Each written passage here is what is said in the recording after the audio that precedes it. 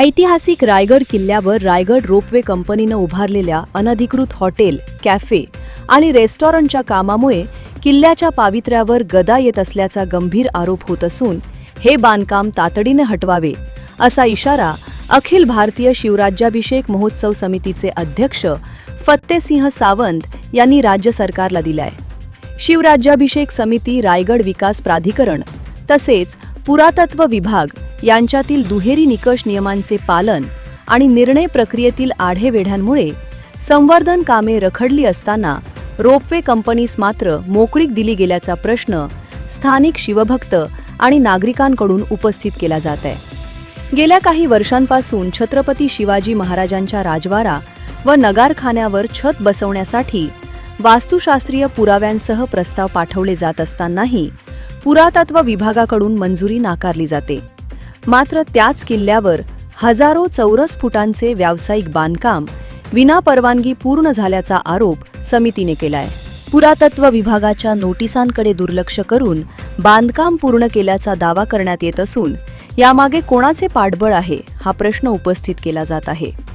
रायगड म्हणजे स्वाभिमान आणि हिंदवी स्वराज्याचा अभिमान। त्या पवित्र गडावर व्यावसायिक अतिक्रमण सहन केले जाणार नाही अशा शब्दात सावंतांनी राज्य सरकारवर टीका केली।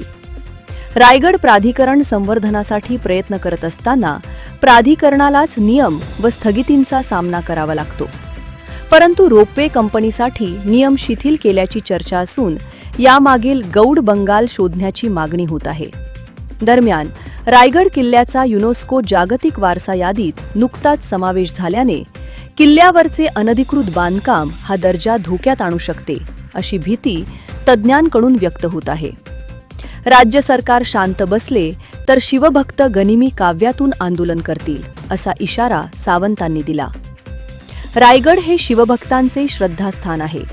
सरकारने रायगडच्या बाजूने उभे राहावे, अन्यथा शिवप्रेमी देशभरातून आवाज उठवतील असे सावंत म्हणाले।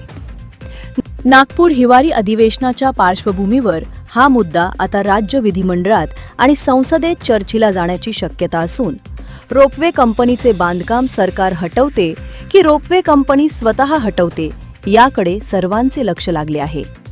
जनोदय करिता मिलिंद माने, महाड।